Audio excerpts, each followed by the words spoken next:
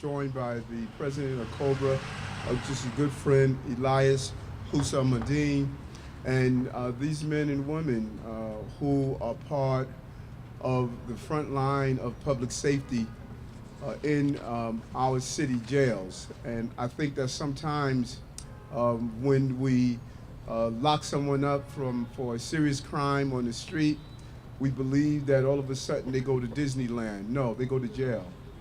And they are there in many cases because of violent acts. And they don't disappear. The violence that they inflict on innocent civilians on the street is the same violent, if not escalated, that they attempt to inflict on correction officers. And this is not a isolated case that has taken place on the stage of correctional history.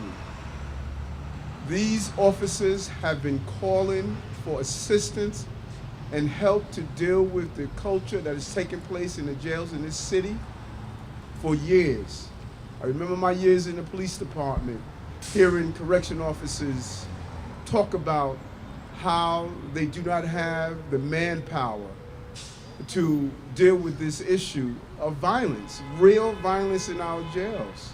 And when you come and completely reform the system without having a serious understanding of the depth of violence that are in our jails, it's unacceptable. And I'm for reform. I believe in reforming the bail system. I believe in reforming punitive segregation for nonviolent individuals. I believe in that. But with that reform, we must not take away the public safety of our officers. And if we protect officers on the street block, we need to protect them on the cell block.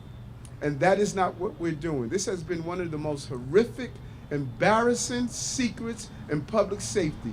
And when you do an analysis of the individuals who are the victim of the crimes, of those who are inflicting crimes in our jail, they're black and brown correction officers and law enforcement officers.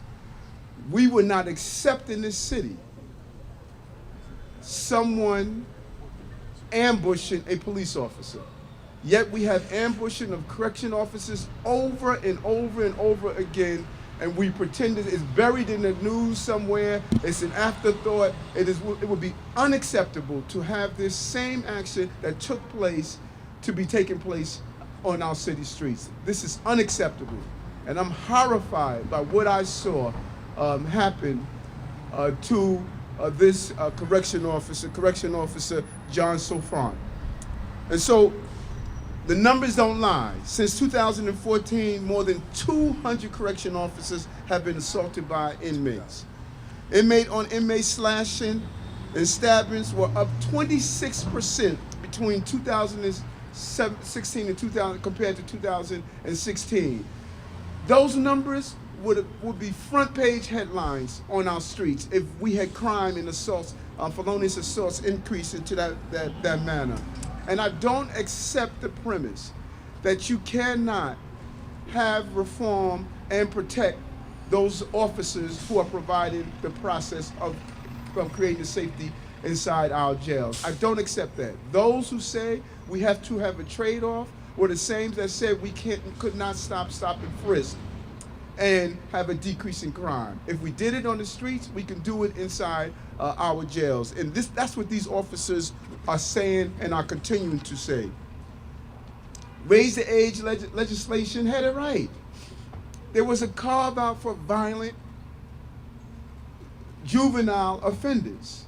There must be a carve-out for juvenile violent offenders. Those offenders who have a high propensity towards violence must be removed from populations. I don't care if the population is in a cell block or on the community block. You cannot allow them to stay in population creating that level of violence that you see every day taking place in our city jails.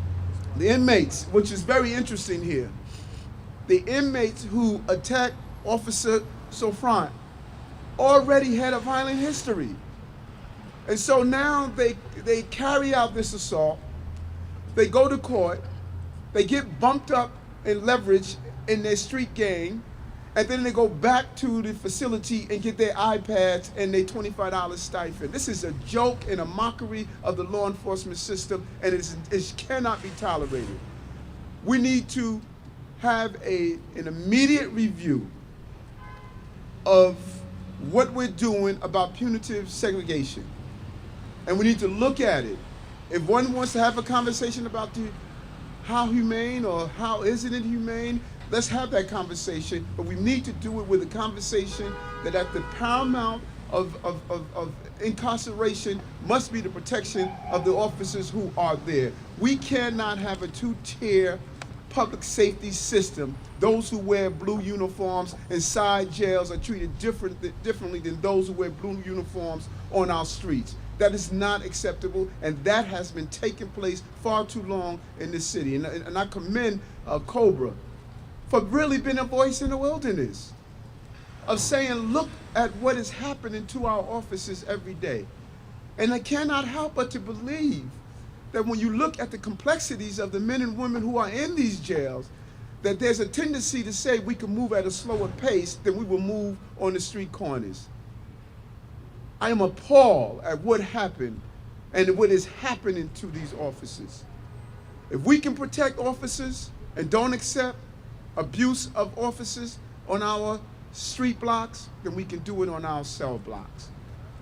And until we do so, I need for the Board of Correction, City Hall, Public Advocate, the Controller, our City Council, Public Safety Committee, all of the apparatus that must have the responsibility of ensuring safety is paramount. Safety of innocent people is paramount, and nothing personifies innocent people more than these men and women who stand behind me wearing the blue uniform. They have families that are concerned about them. They do not enter this establishment or facility with the thought of leaving here being slashed, being placed in a coma, being one or two kicks away from being paralyzed, having feces thrown on them, urine thrown on them, being monitored and questioned whenever they attempt to subdue a violent person. This has been going on for far too many years. And I am not going to sit back as we talk about the closure of Rikers Island, and as we talk about reform in our criminal justice system, as we talk about moving juveniles into juvenile facilities in neighborhoods, I'm not going to sit back and ignore the fact that there's a high level of danger. Large number of young people who are in the facilities are put in environments that they should not be in. We got it. But correction officers have a job to keep the facilities safe, the inmates safe, and keep themselves safe, and too many are participating in violent behavior with any type of action. And so I'm going to call on the COBA President Elias Husamudeen, and again, I want to thank him for the leadership he has shown on this issue and protecting not only his members, because when these officers leave the facility, they go home, they're my neighbors. They sit in church with me at the local churches. They shop in the supermarkets. Their children go to the schools my son go to. They are our neighbors, and they should not be placed in harm's way, and they have been placed in harm's way for far too many years. Good morning. I want to thank the Brooklyn Borough President Eric Adams for being one of the first to step out and take a position on something that we've been saying and fighting for years. The other day on New York One, the mayor said that punitive segregation wasn't the answer. What he failed to say was, what is the answer? He took it away, and as a result of taking it away, like the borough president said, we have more than 2,000 correction officers who've been cut, stabbed, slashed, and assaulted. We have a correction officer now laying in the hospital not sure of what his future is going to be because of policies that was implemented by this mayor. In the last 4 years, more than 2,000 correction officers have been assaulted because the mayor took away punitive segregation. And like the borough president said, punitive segregation for us is a jail within a jail. It gives us the ability to segregate, separate the violent inmates from the rest of the inmates. It gives us the ability to remove them from general population so that they don't have the ability to assault us, so that they don't have the ability to assault other inmates or even civilians. And I really, really appreciate the borough president for, and I'm sure this is going to come with some type of backlash because everybody's been so quiet. We've been fighting for years. We've been saying for years that correction officers need punitive segregation ever since the mayor took it away for inmates who were 16 to 21 years old. So we're here to say that we need it back, and we appreciate the borough president coming out as one of the politicians and one of the legislators in this city to make sense. Because it makes no sense for these 4 inmates to be able to almost take the life of this correction officer and go back to jail and have no discipline, no sanctions, anything. He goes to court, the district attorney does what she's supposed to do. And then they go back to jail in the Department of Corrections, and the mayor of this city says, hands off, you can't touch them.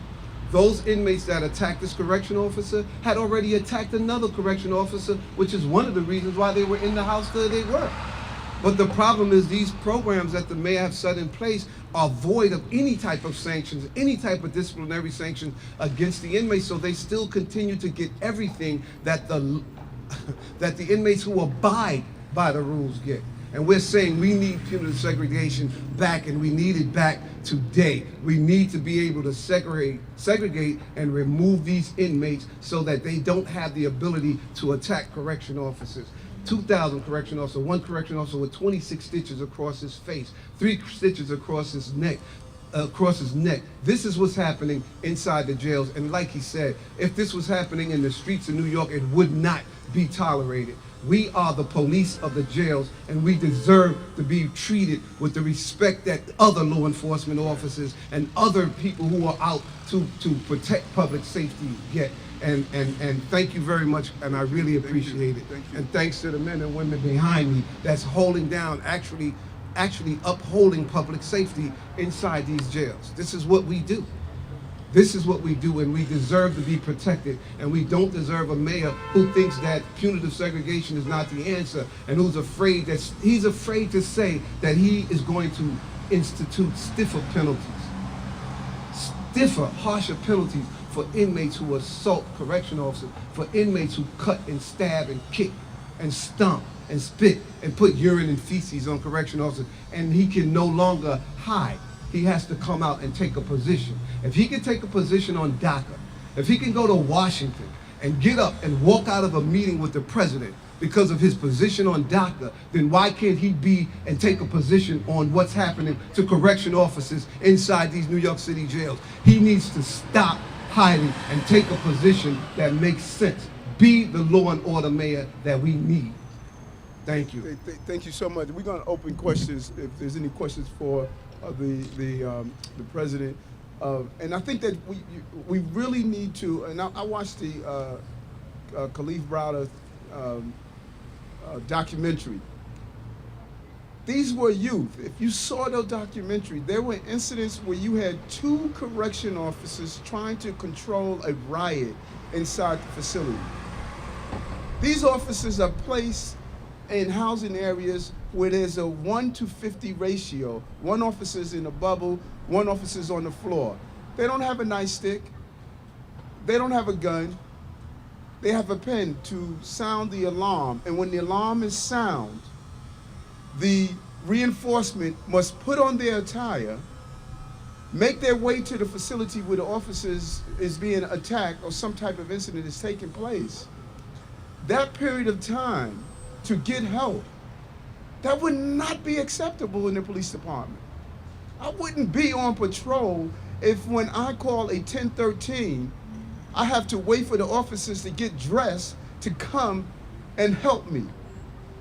These officers are in facilities where people are violent offenders and they have no backup.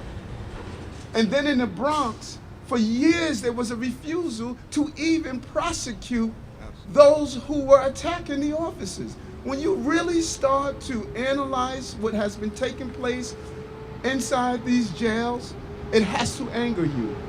We have ignored an arm of law enforcement in this city, and it cannot continue to happen. It cannot continue to happen. If we are progressive, then let's be progressive in protecting these officers who are on the front line of defending us against violent offenders who committed crimes or who have been placed here because there was probable cause to believe they committed a crime. We're open to any questions. Mr. Adams, I have a question for the union president.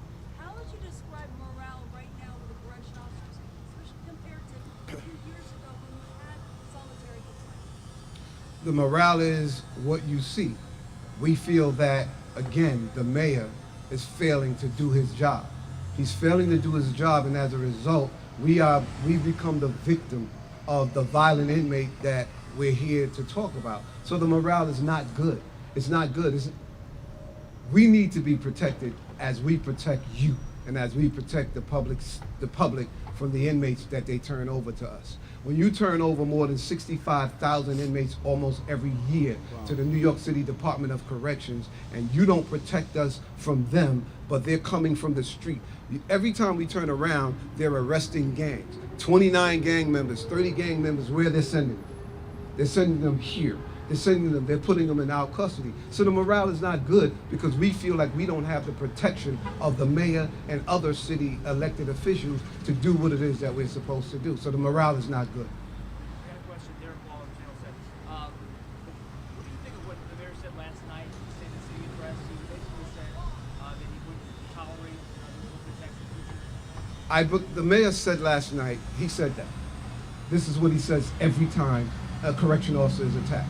We're not going to tolerate it. Well, when is he really going to stop tolerating it? By giving us punitive segregation back so that we can actually not tolerate it. This is what him and people from the Department of Corrections say every time it's one of these incidents. We are not going to tolerate this type of, and then they turn around and do nothing. So what the mayor said means nothing, and it falls on deaf ears because we know that he's a liar. Or disingenuous, I'm sorry. Yeah, and I think it's important because I think the president clearly, punitive segregation is the jail in the jail. Absolutely. So if we have a person on the street who slashes a police officer or ambushes a police officer and he doesn't go to jail, we allow him to go free. So if you are in jail already and you slash an inmate, or you ambush a police officer, and all you going back to the status you had prior to doing that action, then you were never penalized for that action. And when you look at the overproliferation of gangs in our jails, and no real action of how do we dismantle gangs in our jail, we can't continue to sweep this under the rug and say once they're behind these doors is no longer an issue. No, this is an issue, and it must be addressed in a very real way. Thank you. Yeah. Yes. We learned this morning the mayor is going to be speaking at 11 this morning about a new jail that he wants to open in the Bronx. Can you react? I see the mayor already have that. Is he in the speaker before Johnson right now? We have a mayor, a city council, and others who are big on opening new jails, and they're failing to keep the jails that they currently have safe. Why in the hell are you hell-bent on opening new jails when you can't keep this jail safe? In any other business, any other corporation, he would be fired. So for him to have a meeting or have a press conference to say that he's opening a new jail, and he has more than 2,000 correction officers in his current jails that are unsafe, is again the ultimate hypocrisy. Do you have an opinion on closing Rikers? My opinion on closing Rikers, for correction officers, it doesn't matter to us where jail is located. What matters to us is that we're safe in the jail, wherever the jail is located. So if the city of New York or if the state decide that they want to put another jail over across the street over here, doesn't matter to us. What matters to us is that we go home the same way we came. What matters to us is that we continue to be able to take care of our family. So we haven't gotten involved in where the location of a jail is. We've gotten involved in why aren't you doing something to make the jails that you have right now today safe? That is our issue. Make the jails safe today. Have a press conference today to say that you're reinstating punitive segregation, that you're going to provide harsher and stiffer penalties for inmates who are violent. That's the press conference that he should be having today. Mr. Union President, the DOI, the Department of Investigation, released a report saying that there's some problems with some officers giving contraband to inmates, and that contributes to the violence. Do you want to address the DOI? The laws that are in place work. So whenever you have a cop, a correction officer, a city council person arrested for bribery, what happens? They get arrested and they're punished for their crime. That's what happens to anybody. So at this day, what we're talking about is what's happening to correction officers. We're talking about Officer Jean Souffrant, who was attacked, who was kicked in his head. We're not talking about the one or two isolated incidents where we have people who are bad apples. That's not what this is about. What this is about is protecting New York City correction officers who are here to protect you and the city public and the public. And I think that's so important because you know, in my 22 years of law enforcement history, we had the Modeling Commission, we had the Dirty 30, we had the Morgue Boys, we had officers who sold guns, who sold drugs, officers who did robberies. And that was not a reflection on the NYPD, it was a reflection on those individuals. And so we cannot demonize the countless number of men and women who wear this uniform proudly based on the behavior of the extreme numerical minority that commit crimes and crimes of opportunities. And we need to be clear on that. These officers come here, they do their job. We have bad teachers, we have bad cops, we have bad doctors. We have bad news reporters. The reality is that we have a darn good correction officers throughout the system. And I want to be very extremely clear. I support the reform of bail.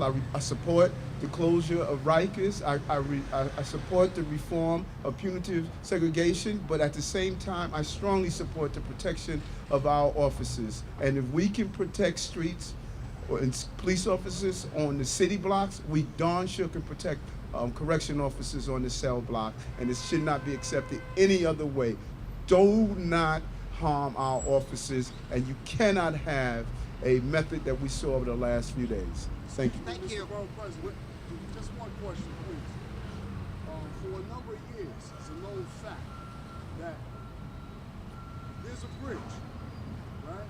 And sometimes you have individuals who are incarcerated, they are yet still detainees that have to be treated with a level of respect. And sometimes you have correction officers on Rikers Island, whether it's any detention building in New York City, that feel that they got to go beyond their authority. And sometimes that level Hold of on, brother. I got your question. And we don't disagree with you. There's no officer who are standing here is saying, let's promote an officer abusing his power the same way we will not support a police officer abusing his power. Those who abuse their authority and the power that they're given to be peace officers and police officers, they should be held accountable. And there are systems in place to do that. And we support that. And if you know the history of the correction guardians, you'll know that that's what they have always stood for. And so no one is saying that you shouldn't go after those officers who abuse their authority. But the overwhelming number of officers do not abuse their authority. They use their authority to make sure these jails are safe. Thank you. That's it, guys. Thank you. Thanks.